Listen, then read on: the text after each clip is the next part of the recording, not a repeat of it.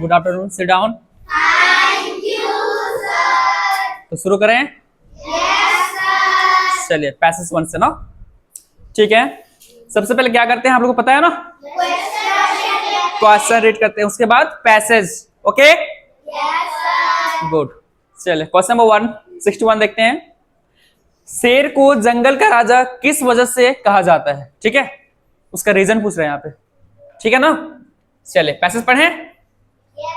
शेर एक शक्तिशाली और शानदार जानवर है, या अपनी शक्ति और साहस के कारण जंगल का राजा कहलाता है। किसके कारण जी? शक्ति और हाँ, तो आपको ऑप्शन मिल गया। इसमें सिर्फ शक्ति बस है, साहस नहीं दिया गया है ना, साहस नहीं दिया है। आपका ऑप्शन क्या होगा? ऑप्शन नंबर बी करेक्ट होगा, ठीक है। ओके चलिए क्वेश्चन नंबर 62। शेर किस समूह में रहते हैं? शेर किस समूह में रहते हैं? आगे बढ़ेंगे। शेर जिस समूह में रहते हैं उसे क्या बोलते हैं? प्राइडर्स। क्या कहते हैं? इसका भी आंसर मिल गया, option number C is correct. Okay आगे देखेंगे क्वेश्चन 63। शेर की दहाड़ कितने दूर तक सुनाई दे सकती है? चलिए यहां दिया गया है ना, आगे पढ़ेंगे। इसमें मादाएं शावक और एक या दो नर शेर होते हैं, वे मिलकर शिकार करते हैं, जैसे कि हिरन, जेबरा और भैंस, ठीक है। एक शेर की दहाड़ लगभग 8 किलोमीटर दूर तक सुनाई देती है, ठीक है। कितना होगा आपका ऑप्शन? सी करेक्ट है। आगे, शब्द शानदार का अर्थ क्या होता है? ठीक है, शब्द शानदार का अर्थ क्या होता है? इसमें दिया है कमजोर, आकर्षक, अभिमानी और क्रोधित। तो आपका ऑप्शन होगा आकर्षक, ठीक है। क्या होगा? Option B. आपका ऑप्शन बी करेक्ट होगा। शानदार दिख रहा है, आकर्षक, आकर्षक दिख रहा है, बोलते हैं ना अट्रैक्टिव, ठीक है। समझ में आया? चले क्वेश्चन 65। शब्द भेद की दृष्टि से दहाड़ क्या है? दहाड़ एक क्या है? ऑप्शन दिया है संज्ञा, सर्वनाम, क्रिया या क्रिया विशेषण, ठीक है। आपका ऑप्शन क्या होगा? क्रिया विशेषण नहीं। देखिए यहां पे दिया है दहाड़, क्या दिया है? यहां पे दहाड़ना होता तो वो क्रिया कहलाता, ठीक है। बट ये जो सिर्फ यहां पे क्या दिया है? दहाड़ दिया गया है, तो इसका आंसर होगा संज्ञा। क्या होगा? ऑप्शन ए संज्ञा। समझ में आया? ठीक है चलो आते हैं अनुच्छेद 2 से। अनुच्छेद 2 ना, इसका क्वेश्चन से यहां है और क्वेश्चन यहां दिया गया है।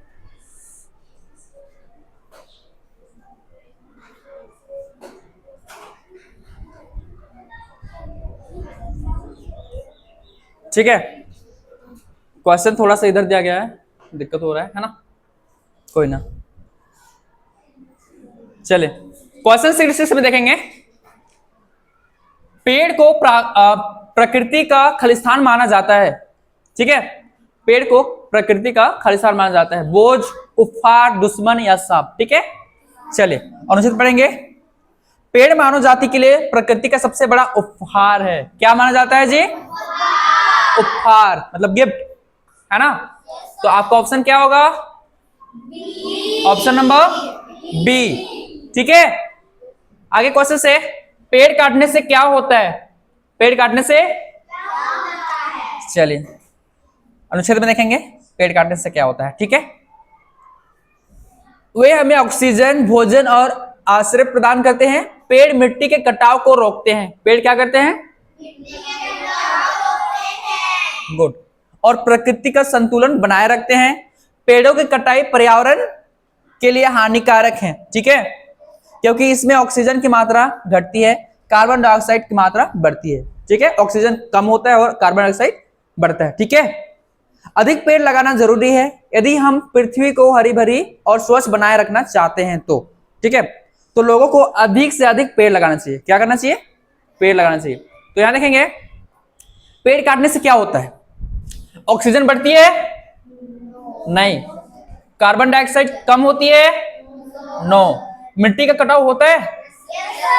यस। पेड़ काटेंगे तो मिट्टी का कटाव ज्यादा होगा, ठीक है। और एक है वर्षा बढ़ती है। तो आपका ऑप्शन क्या होगा? सी। ठीक है ना, यहाँ पे वर्षा बढ़ने का नहीं दिया गया है। चलिए आगे। पेड़ लगाना किसमें मदद करता है?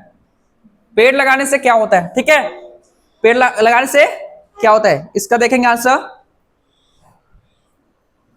यहां बोला है अधिक पेड़ लगाना जरूरी है यदि हम पृथ्वी को हरी भरी और स्वच्छ बनाए रखना चाहते हैं। क्या बनाए रखना चाहते हैं?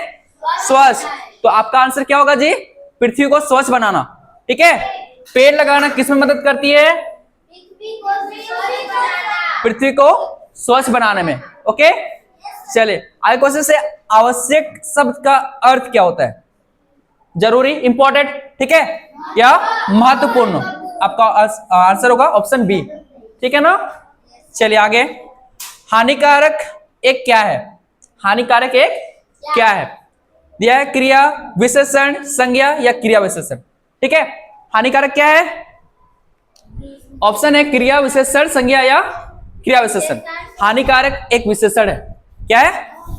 विशेषण, जो किसी संज्ञा का कैरेक्टर बताता है। ठीक है, हाँ, हानिकारक पदार्थ, हानिकारक वस्तु। ठीक है, चलिए अनुच्छेद 3 में आते हैं अब। ओके,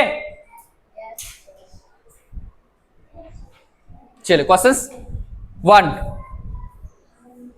क्वेश्चन 1 71 देखेंगे। खेल खेलने का मुख्य लाभ क्या है?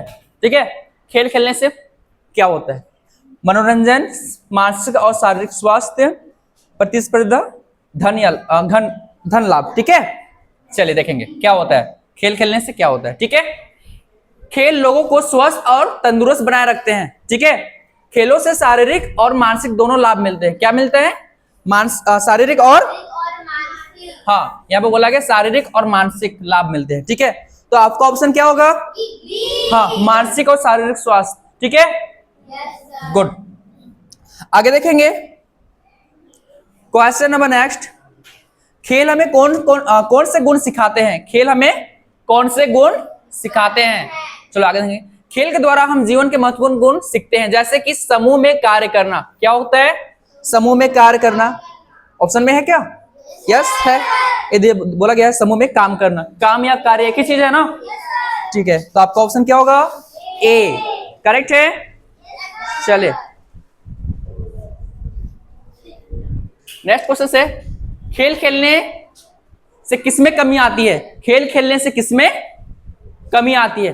ठीक है, एक क्वेश्चन याद रखेंगे। ठीक है, खेल खेलने से किसमें कमी आती है? चलिए इसका पैसेज पीछे दिया गया है, यहां देखेंगे। ठीक है, खेल खेलने से किसमें कमी आती है? देखो जी, कहां तक पढ़ लिए थे? अनुशासन में रहना और समय का सदुपयोग करना। ठीक है, चाहे वह फुटबॉल हो या क्रिकेट या तैराकी हो, खेल एकता की भावना पैदा करती है और तनाव को कम करते हैं। किसको कम करते हैं? तनाव को। ठीक है, तो आपका ऑप्शन क्या होगा? तनाव। आपका ऑप्शन क्या होगा? Option number D.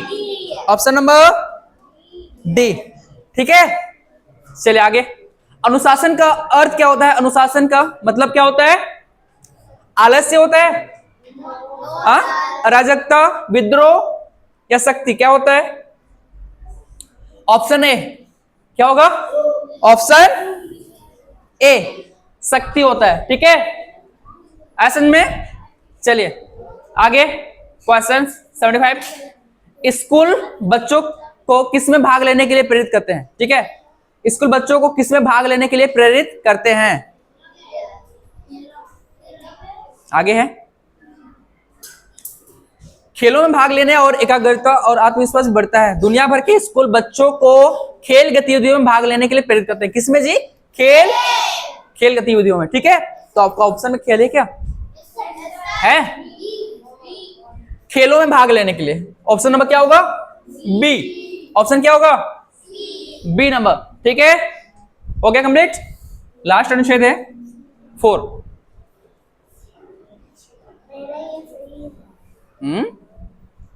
अनुच्छेद 4 देखेंगे।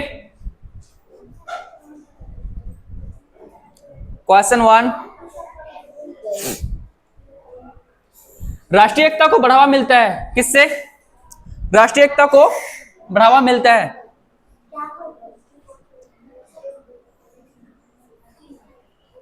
राष्ट्रीय एकता को बढ़ावा मिलता है। क्वेश्चन से, राष्ट्रीय एकता वह प्रक्रिया है जिसमें विभिन्न सांस्कृतिक, भाषाई और क्षेत्रीय पृष्ठभूमियों के लोग एकजुट होकर एक मजबूत राष्ट्र बनाते हैं।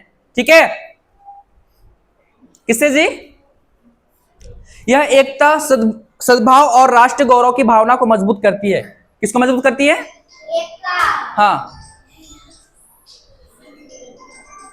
सद्भाव और राष्ट्रीय गौरव की भावना को मजबूत करती है। स्वतंत्रता दिवस और गणतंत्र दिवस जैसे उत्सव लोगों को उनकी साझी पहचान और मूल्यों को की याद दिलाते हैं। ठीक है, राष्ट्रीय एकता विविधता की समझ और सम्मान का बढ़ावा देती है। किसको जी?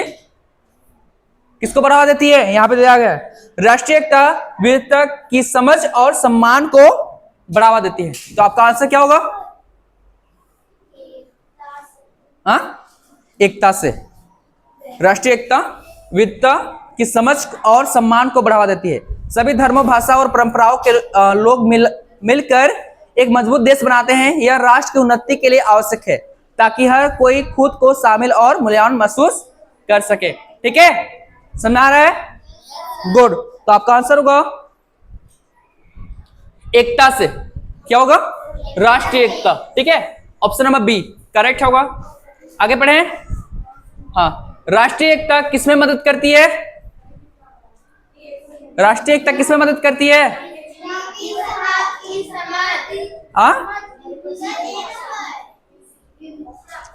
राष्ट्रीय एकता विविधता की समझ और सम्मान को बढ़ावा देती है। ठीक है, तो किसमें मदद होगा आपका? Option number A 77 A number होगा आंसर। समझ आया? गुड। आगे है, शब्द भेद की दृष्टि से देश शब्द क्या है? शब्द भेद की दृष्टि से जो देश शब्द है वो क्या है? मैंने कुनकुनी कोचिंग में सिखाया था। ठीक है, तो ये होगा संज्ञा। बट कौन सी संज्ञा होगा? संज्ञा तो होगा, बट इसमें 3 संज्ञा दिया गया, व्यक्तिवाचक, जातिवाचक या समूहवाचक। क्या होगा? जातिवाचक संज्ञा होगा। ठीक है, ये मैंने कोचिंग में अच्छे से बताया था। ठीक है, चलिए आगे। गौरव का विलोम, गौरव का उल्टा क्या होता है? ठीक है, गौरव का उल्टा क्या होता है? लाघव। क्या होता है? लाघव होता है। समझ में आ रहा है? गुड। आगे, इस अनुच्छेद का मुख्य उद्देश्य क्या है? इस अनुच्छेद से क्या करना? हाँ, क्या होगा? गुड। इस अनुच्छेद का मुख्य उद्देश्य होगा आपका राष्ट्रीय एकता। ठीक है, समझ में आया? एंड आउट क्लियर हुआ? Good, welcome.